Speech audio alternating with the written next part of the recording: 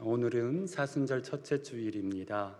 우리 주님께서 우리를 향한 사랑이 무엇이고 또 그 사랑의 위대함, 능력, 또 그 사랑의 깊이를 아는 만큼 우리에게는 누림이 달라지는 것 같아요. 이 사순절을 지나면서 그 하나님의 사랑을 더 깊이 묵상하시고 또 확인하시고 내가 얼마나 그 안에서 하나님의 사랑받는 소중한 존재인지를 확인해 가시는 은혜가 있기를 바랍니다. 하나님께서 이 세상을 창조하실 때에 하나님은 모든 창조물에는 하나님의 이유가 있는, 하나님의 목적이 있는 창조를 하셨습니다. 그 하나님의 목적, 이것을 우리는 하나님 앞에서 피조물의 의무라고 말씀드릴 수 있고요. 또 그 목적 안에서 우리 하나님께서 한없이 베풀어 주시는 그 사랑을 받고 누리는 것, 이것을 어찌 보면 권리, 하나님의 자녀로서의 권리, 하나님이 만드신 피조물로서의 권리라고 말씀드릴 수가 있습니다. 이것에는 정말 중요한 서로의 관계가 있어요. 권리와 함께 의무도 있고 의무와 함께 권리가 있는 거죠. 이 두 것이 서로 조화를 이룰 때 우리는 질서라고 하는 것이 세워지지 않나 하는 생각을 해봅니다. 작은 풀 한 포기도, 작은 곤충들도, 나아가서는 큰 나무, 거대한 숲을 이루는 그러한 나무들도, 이루 말할 수 없는 큰 덩치의 포유류들도 다 그런 것 아닌가 하는 생각을 해봅니다. 하나님이 기르시고 만드시고 기르시고 생존케 하시는, 존재케 하시는 그 안에는 그들을 통해서 꼭 필요한 것들을 또 수행하게, 또 만들어가게 하신다라는 거죠. 특별히 하나님의 형상을 따라 우리 인간들, 우리 사람들도 마찬가지입니다. 우리 하나님께서 우리를 만드실 때에는 하나님의 의도가 있었어요. 그리고 그 의도를 이루기 위해서 무한히 우리에게 공급하시고 베풀어 주시는 하나님의 사랑이 있었고요.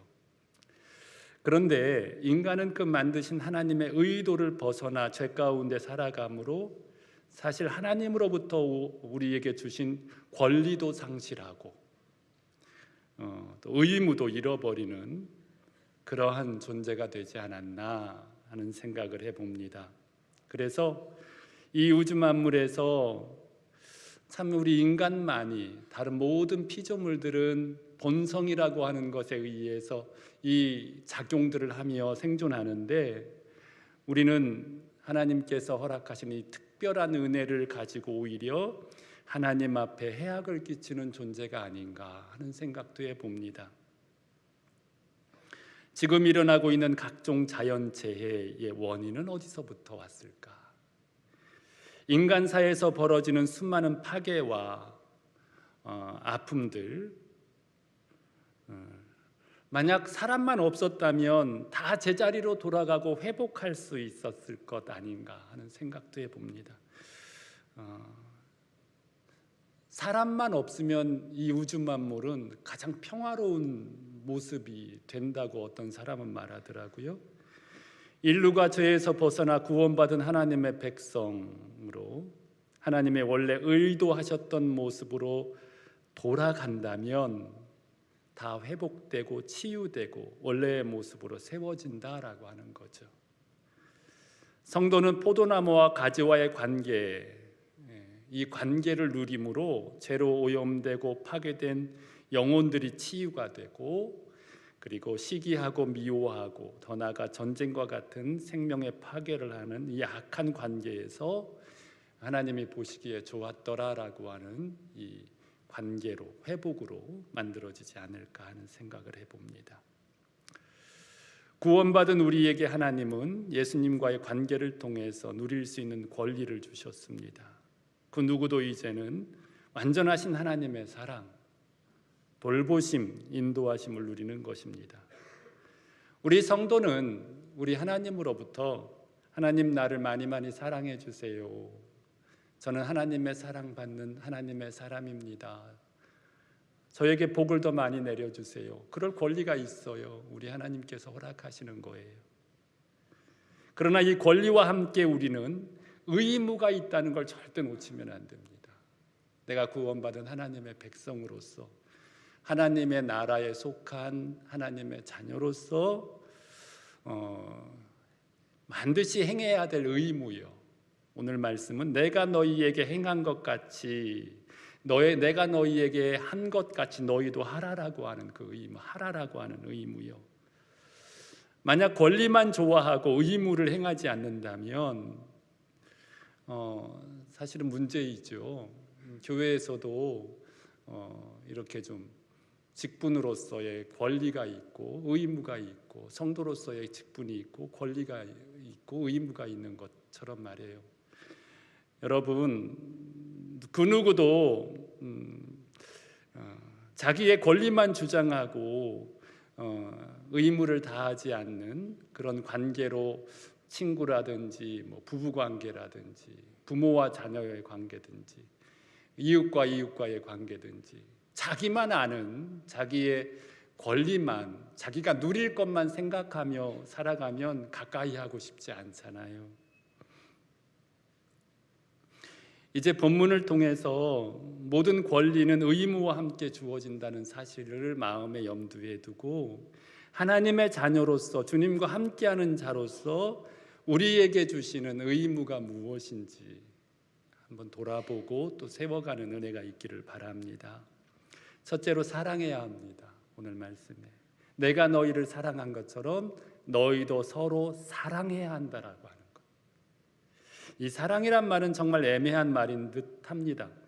우리는 사랑에 관해서 말하면서도 그것이 무엇을 의미하는지 알 듯 하면서도 모르는 경우가 되게 많은 것 같아요. 사랑이 좋은 것을 알면서도, 그래서 사랑하며 살아야 한다는 것을 알면서도 우리는 그렇게 하지 못하는 경우가 너무 많기 때문에 그렇습니다.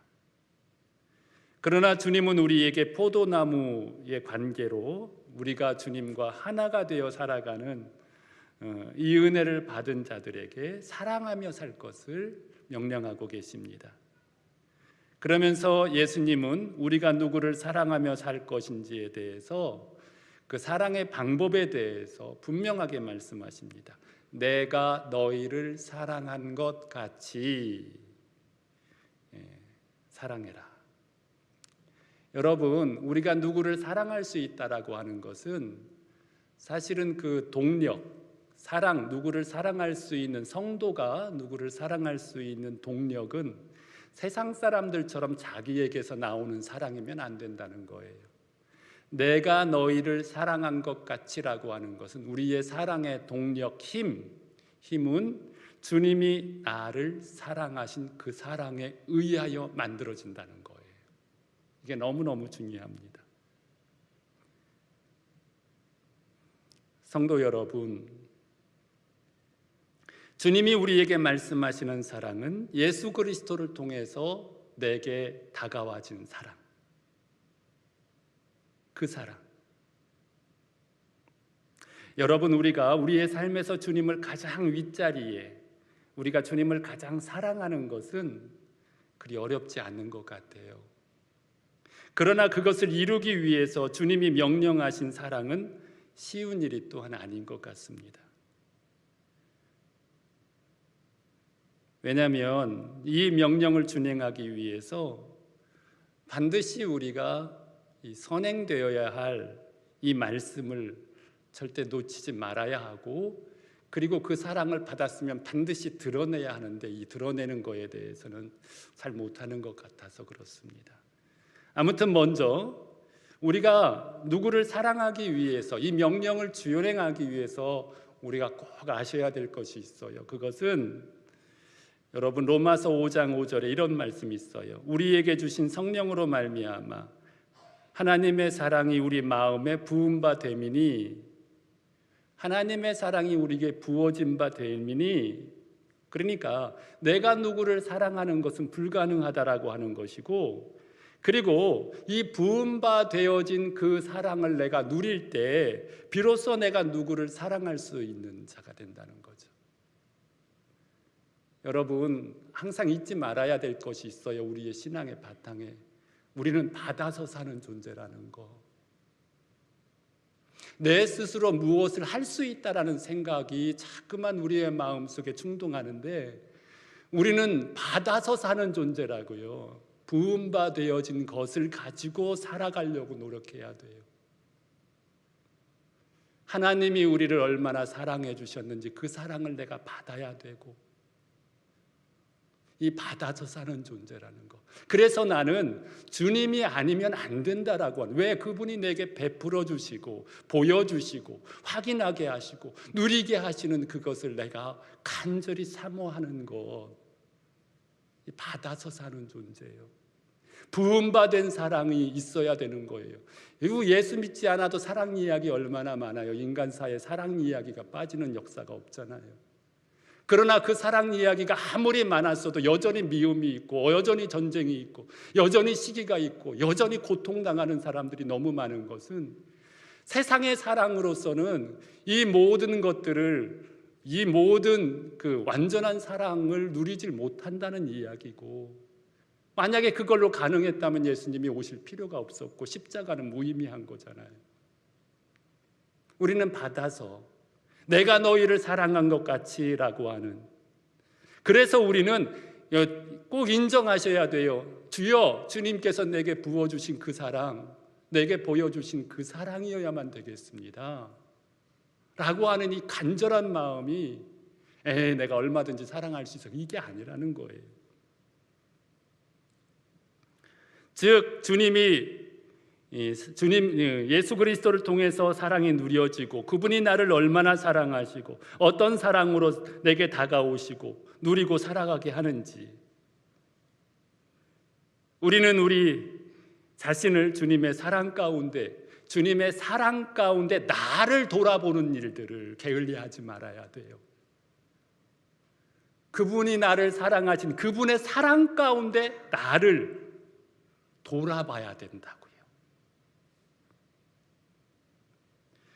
지난 날을 한번 생각해 보십시오. 베드로후서 5장 9절은 이런 말씀을 하십니다. 주께서 너희를 대하여 오래 참으사 아무도 멸망하지 아니하고 다 회개에 이르기를 원하시느니라 라고 하시는 말씀처럼, 오늘 우리가 여기에 있기까지, 오늘 우리가 여기서 예배하기까지, 오늘 우리가 주님의 이름을 부르기까지, 여러분, 우리 하나님께서 우리에게 얼마나 참아주셨고, 우리를 얼마나 기다려주셨고, 우리를 얼마나 붙잡아 주셨고, 다시 깨우쳐 주셨고, 넘어졌을 때 다시 일으켜 세워주셨고, 정말 모든 한계를 뛰어넘어서 우리를 사랑하셨다라고 하는 그거, 그 사랑이 오늘 나를 여기 있게 하셨고 변화시켜 주셨고, 앞으로도 그 사랑이 나를 붙잡지 않으면 나는 영원히 가망이 없는 존재라는 사실을 우리는 알잖아요. 우리가 그 사랑을 알 때에 우리는, 우리 하나님께서 말씀하십니다. 오늘 모습처럼 내가 너희를 사랑한 것 같이 그 사랑을 받은 자에게 비로소 사랑하라고 말씀하십니다. 내가 너희를 사랑한 것 같이. 그 사랑을 받지, 그 사랑을 모르는 사람은 사실 사랑할 자격도 힘도 없는 거지요. 즉 주님이 나를 얼마나 사랑하셨는지, 어떠한 사랑을 사랑하셨는지 알 때에 우리는 사랑의 능력이 나를 통해서 드러내고 흘러가게 할 수 있다는 사실입니다. 성도 여러분, 그런데 말입니다. 우리가 그렇게 하나님의 사랑을 알 때 하나님께서 우리에게 사랑해야 하는 대상자들을 우리 앞에다 데려다 놓잖아요. 그것이 아내가 됐든 남편이 됐든 자녀가 됐든 이웃이 됐든요. 즉 내 앞에 있는 그들에게 내가 너에게 보여주고 베푼 사랑으로 그를 사랑하라 라고 하십니다. 내가 너에게 보여준 그것과 동일한 사랑을 그에게 보여주라고 하십니다. 그런데 말입니다, 여기서 하나님의 유머가 있다고 그랬잖아요. 주님은 내 앞에 있는 그 사람이 사랑할 만한 사람이 아닌 경우가 대부분이라는 거예요. 사랑할 만한 사람이 아닌 경우가 대부분입니다. 정말 까다롭고 고집세고 밉살스럽고 보기만 해도 화가 나고 신경질 나는 그런 사람을 내 앞에다 갖다 놓는 거예요. 그리고 우리는 이런 사람을 만날 때 하나님, 다른 사람은 사랑할 수 있어도 이 사람은 절대로 사랑할 수 없는 사람이라고 말하기도 합니다. 그러나 여러분, 꼭 기억하셔야 돼요. 내가 너희를 사랑한 것 같이 너희도 서로 사랑하라라고 하는 이것, 바로 나의 과거의 모습을 가진 그 사람을 내 앞에다 갖다 놓고 내가 너희를 사랑한 것 같이라고 하는 과거의 내 모습과 너무 닮은 그 사람을 내 앞에다 갖다 놓고, 다시 말씀드리면 까다롭고 밉살스럽고 고집센 그 사람을 내 앞에다 갖다 놓고 바로 과거의 네 모습이 이런 모습이었었어 라고 하는 것을 우리에게 확인시켜주는 그거예요.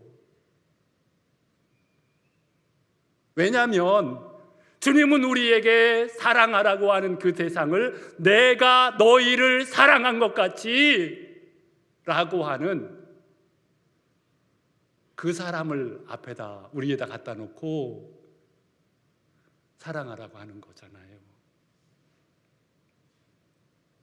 그리고 나의 과거의 모습과 같은 사람 앞에다 데려다 놓으시고 어떤 사람에서 나를 어떤 모습에서 나를 구원하셨는지를 보게 합니다. 그리고 잊지 마십시오. 그런 나를 주님이 얼마나 사랑하시고 그 사랑으로 나를 거기서 나오게 하셨는지 확인하게 하십니다. 여러분, 마태복음 18장에 보면 1만 달란트 빚진 종의 비유가 나옵니다. 여러분, 1만 달란트라고 하는 것은 이루 셀 수 없는 천문학적인 그런 액수입니다.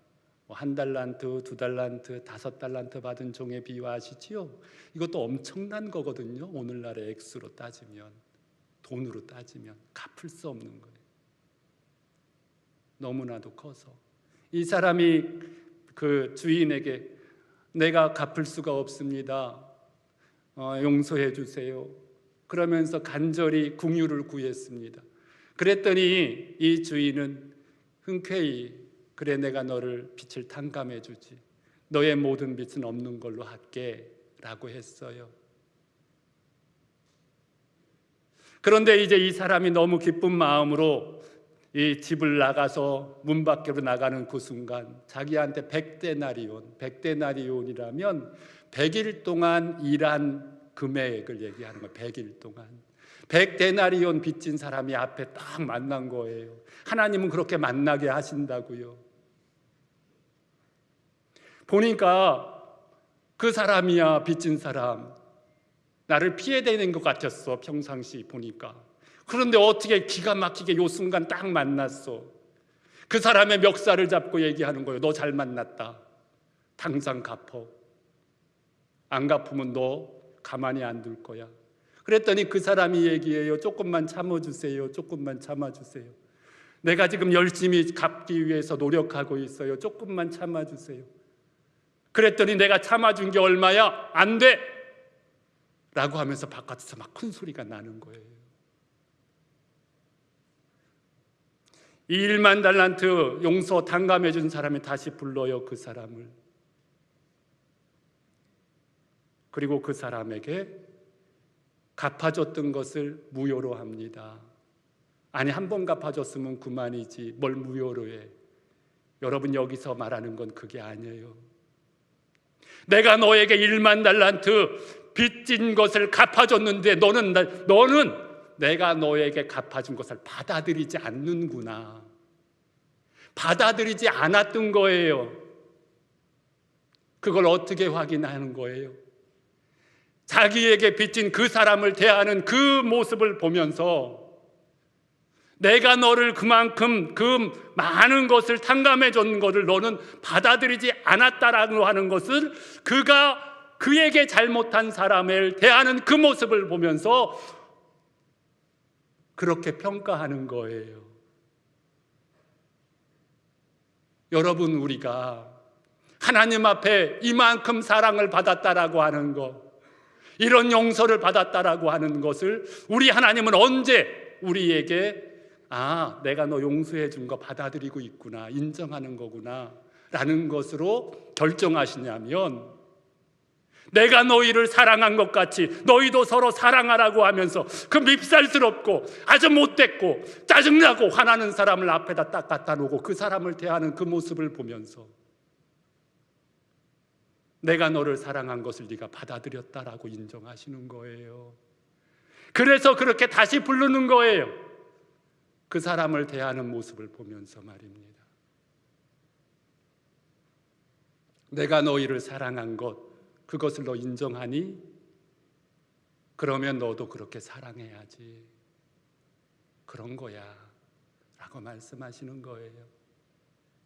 성도 여러분, 혹 우리의 마음 속에, 우리의 삶 속에서 아직도 혐의가 있고 아직도 우리의 마음에 미움으로 나를 사로잡고 있는 어떤 사람이 있다면 한 번쯤 더 깊이 돌아보시고 그 사람을 어떻게 용서할까를 생각하기 이전에 주님으로부터 부음받은 하나님의 사랑, 내게 부어주시는 나를 향한 하나님의 사랑, 십자가를 통해서 확인하시고 그 사랑으로 다시 한번 돌아보시고 세워가시고, 그 사랑으로 다시 한번 돌아보시고 세워가시는 우리 모두가 되시기를 바랍니다. 둘째로, 친구를 위하여 자기 목숨을 버리면 이보다 더 큰 사랑이 없다라고 하는 거예요. 이거요, 내 힘으로 안 된다는 거 조금 더 깊이 설명드리려고 합니다. 예수님이 이 말씀을 하시는 이유는 너희가 나를 위하여 죽을 수 있겠느냐고 물어보시는 게 아니에요. 이게 여기 14절에 너희는 내가 명하는 대로 행하면 나의 친구라, 13절과 14절에 그렇게 이어지고 있잖아요.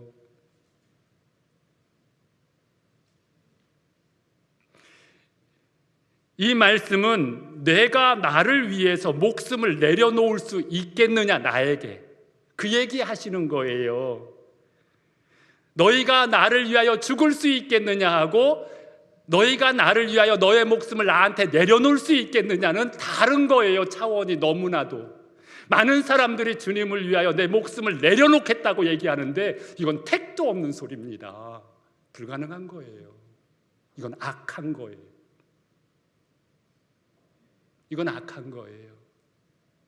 여러분, 앞서 지금 이 상황 14장, 15장, 16장, 17장까지 그리고 18장에 와서 예수님이 잡히시는 사건이 나오잖아요. 환경이. 그러니까 13장에 최후의 발 씻기고 뭐 이렇게 세계명 이야기하고 이제 그때 13장 37절에 베드로가 그러잖아요. 내가 주를 위하여 목숨을 버리겠노라고. 주님, 그 길 절대 갈 수 없다고. 여러분, 이렇게 말하면 안 되는 거예요. 우리는 이렇게 할 수도 없어요. 그렇게 하라고 말씀하시지도 않아요. 베드로는 영웅심에서 자신의 생명을 자신의 것인 양, 자신의 생명을 자신의 것인 양, 자기 마음대로 막 짓거린 거예요. 그것이 주님을 위해서 잘하는 것인 양. 그런데 여러분 알잖아요. 그 결과가 뭐였어요? 네가 나를 부인하리라. 그 결과는 예수님을 부인하는 것이 됐어요.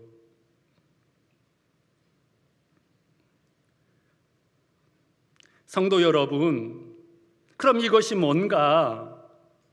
여러분, 우리의 생명의 주인은 내가 아닌 거예요. 왜 자꾸만 내가 죽겠다고 그러는 거예요? 왜 내 맘대로 죽겠다고 얘기하는 거예요? 예수님을 위하여서도 내 맘대로 주님을 위하여 내가 죽겠습니다 하면 안 되는 거예요. 왜 내 맘대로 내 방법으로 헌신하는 거예요? 여기서 너희는 내가 명하는 대로 행하면 나의 친구라, 명하는 대로라고 하는 게 있어요. 이것은 뭐냐면 너의 목숨까지도 나한테 내어 맡기라는 얘기예요. 맡기라는 얘기, 죽으라는 얘기가 아니라, 죽겠다고 말하는 게 아니라 내어 맡기라. 목숨까지도 맡기라. 그래서 이렇게 함으로 예수님께서 사람들에게, 우리가 만나는 수많은 사람들에게 가진 관심, 목적, 그 주님께서 내가 만나는 저 사람에게 가진 관심이 있을 거 아니에요. 나한테도 관심 있지만 내가 만나는 사람한테도 관심 있는 거예요. 그래서 우리는 사명자로 살아가는 거잖아요. 중보자로. 내가 만나는 하나님은, 예수님은 나에게도 관심이 있지만 나에게 관심이 있다는 것은 내가 만나는 사람에게도 관심이 있는 거예요. 내가 만나는 사람에게도 주님은 목적을 갖고 계신 거예요. 그 주님의 목적을 내가 주님께 내어 맡겨드릴 때 우리는 받아서 사신다고 했잖아요. 사는 존재라고 했잖아요. 부어주신다고 했잖아요. 그 주님이 나에게 저 사람을 향한 관심을 내게 부어주실 수 있도록. 이해되셨어요? 주님께서 내가 만나는 이 사람에게 대한 주님의 관심과 주님의 목적을 내게 부어주실 수 있도록 나를 내어드리는 거예요. 나를 내어드리는 거.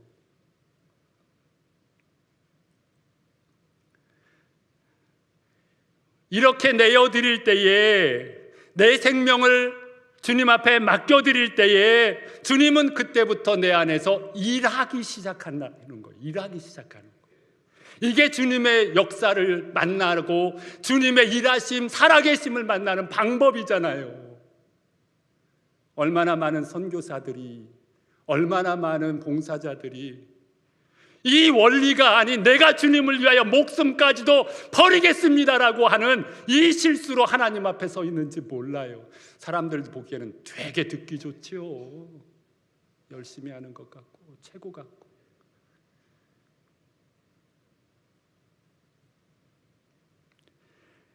내가 주님의 관심이 되고 나의 관심이 주님으로 살아가게 할 수 있도록 내어드리는 거요.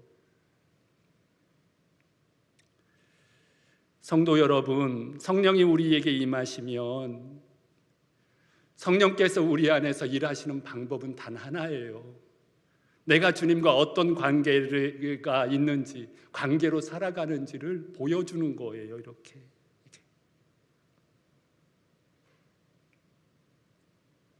나 자신, 내 방법으로 희생하는 것이 아니라 주님의 목적, 그분의 이유로 내가 나를 주님 앞에 살아가는 거예요. 여러분, 여기엔 헷갈리지 않아요. 여기서 내가 지금 이것이 바른 헌신인가, 바른 드림인가, 이걸로 점검하면 돼요. 내가 주님께 더 가까이 가는가. 이런 모든 것을 하시는 단 한 가지 이유는 나도 그렇고 내가 만나는 사람도 그렇고 내 주변 사람도 그렇고 그들을 누구에게로? 그리스도에게로 이끌기 위한 방향으로 모든 건 다 흘러가게 되어 있어요. 그래서 나를 이렇게 했더니 나를 주님과 더 친근하게 하나 되게 하는구나. 내 앞에 있는 사람에게 주님으로 이렇게 이끌어가게 하는구나. 여러분, 이 사람이 진짜 목사인가?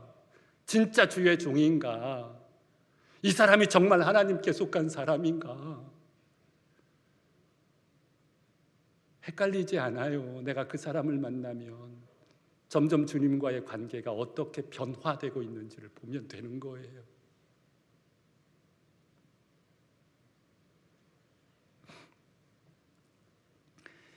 여러분, 여기서 어떤 사람은 또 그렇게 말하기도 합니다. 나는 믿음을 지키기 위해서 언제나 사람들 아무도 안 만나고 성도들도 아무도 안 만나고 나는 내 믿음 지키려고 나는 홀로 있어. 예수님만 생각하면서. 이거 가짜예요, 여러분. 쓸모없는 인생이잖아요. 오늘 이 땅에 살아가는 우리가 일찌감치 천국 가든지. 성도 여러분, 우리는 언제나 그리스도께서 나를 다스릴 수 있도록, 그분이 나에게 부어주실 수 있도록 당신의 마음을, 여러분 빌립보서 2장에서 뭐라고 말씀하십니까? 너희는 그리스도의 마음을 본받으라고. 그 마음. 그래서 주님의 마음과 목적으로 내 삶을 내어드리는 것, 내 삶의 동기, 여러분 우리가 끊임없이 찾고 구해야 할, 예수 그리스도 앞에서 사랑받은 자로서 끊임없이 구해야 할 주님의 마음이 무엇인지요?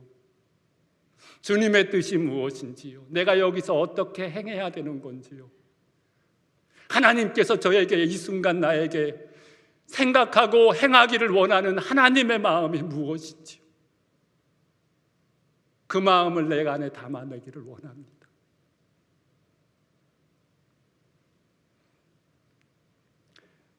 그런 우리의 삶이었으면 좋겠습니다. 이것이 방법이에요. 이것이 오늘 우리가 살아가는 하나님의 뜻을 이루는 유일한 방법이에요. 다른 방법이 없어요.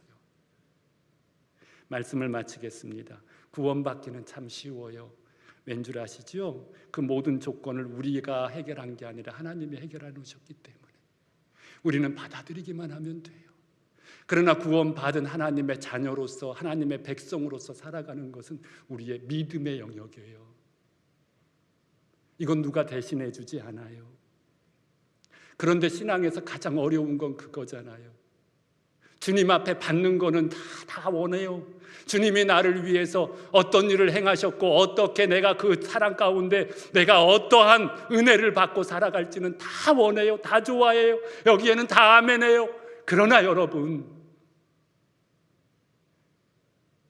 이제 하나님의 자녀가 되었으니 더 깊은 관계 속으로 정말 하나님 앞에 쓸모있는, 정말 하나님이 필요로 하는, 이제 구원받아 우리를 통하여 이루시고자 하시는 그 하나님의 거룩한, 더 깊고 높고 위대한 성도의 삶으로 나아가는 것, 여기에는 이제 내가 너희를 사랑한 것 같이 너희도 서로 사랑하라라고 하는, 내가 주님 앞에 내 자신을 내려놓지 않으면 갈 수 없는, 그 방법밖에 다른 방법이 없는 그 믿음의 길 가는 거는 나를 내려놓기가 싫어서, 나의 꿈을 버리기가 싫어서, 내가 소중하게 여겼던 것들을 내려놓기가 싫어서, 얼마나 지금도 고집 피우고 있는 사람들이 많을까 생각해 봅니다. 그러나 성도 여러분, 이제 그럴 때에 앞서 말씀드린 대로 나를 어떻게 사랑하셨는지를 돌아보시고 그 사랑으로 다시 한번 우리 자신을 세워가시는 은혜가 있기를 바랍니다. 기도하시겠습니다. 하나님 아버지, 감사합니다. 오늘도 우리 모두를 사랑하여 주셔서 하나님의 사랑받는 주의 자녀가 되게 해주신 것 감사합니다. 하나님의 사랑이 얼마나 크고 놀라운지, 얼마나 위대한지, 얼마나 우리를 용기 있게 하고 담대하게 하고 승리하게 하고, 얼마나 우리에게 아버지 하나님 세상에서 이렇게 아버지 하나님 웃게 만들고 미소 짓게 하는지, 하나님 그 사랑이 우리를 아버지 하나님이여 이제 아버지 하나님 감싸고 있음을 늘 잊지 않게 하여 주시고, 그 사랑을 받은 하나님의 자녀가 살아가야 하는 삶의 방법, 주님 앞에 끊임없이 나 자신을 내려놓고 우리 하나님의 다스리심 아래 아버지 하나님 승리하게 하옵소서. 우리 예수님을 십자가 위에 여전히 두는 어리석음을 범치 말게 하시고 부활하셔서 지금 함께 하시는 주님을 누리며 살아가는 우리 모두가 될 수 있도록 도와주옵소서. 감사드리오며 예수님의 이름으로 기도드립니다. 아멘.